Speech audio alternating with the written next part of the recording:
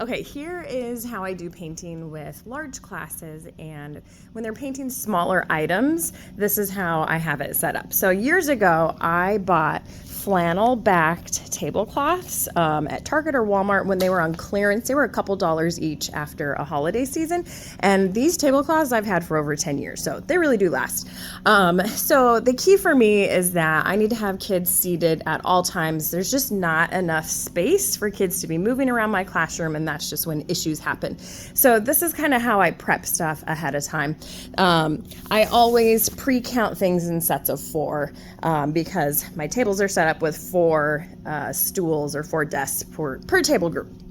So initially I give them a basket that has 4 Sharpie markers, at least 4 paper towels, and 4 styrofoam plates. We just use styrofoam plates for paint palettes. There's no washing, just throw them away in the end.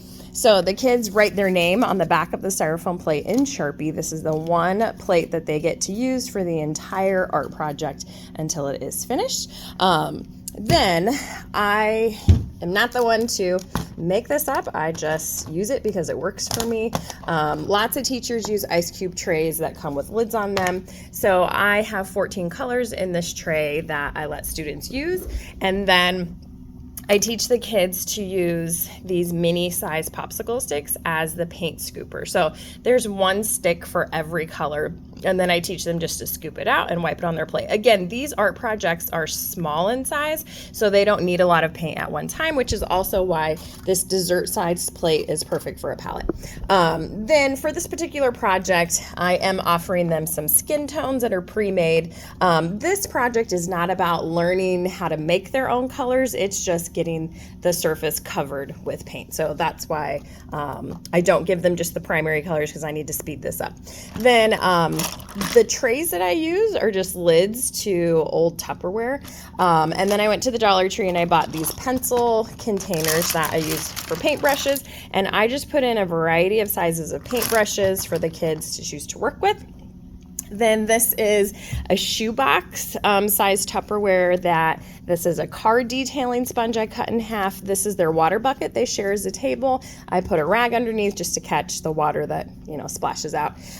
So I teach the kids when they clean their paintbrush, first thing that they do is they wipe it on the sponge. The sponge is going to get majority of the paint off, swish it in the water, go back to the sponge, and they clean at their seats. They don't need to go to the sink to do any cleaning. Then kind of my storage process. So I have 8 of these paint trays. I teach the kids at the end of class, they pull the sticks out and they just line them on the side of the lid so that they can be reused. And then I can just stack these up. So they're quick and easy to pull out. Years ago, I went to the FIFO bottles for paint distribution. I have a whole cart and a wad of yarn. I have a whole cart of my acrylic paint that's here, that's ready, accessible to refill these FIFO bottles. So I can just easily add paint to these ice cube trays on the spot as needed. Then I had paper towels get donated to my classroom that are like the pick-a-size sheets.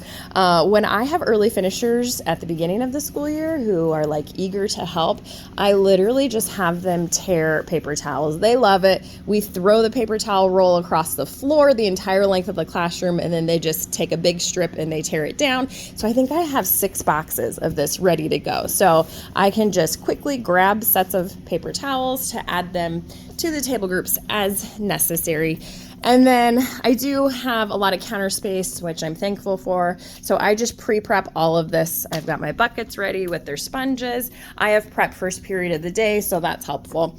And then I also always have a trash can on their table, so they don't even have to leave their seat to go throw away paper towel at the end of class time.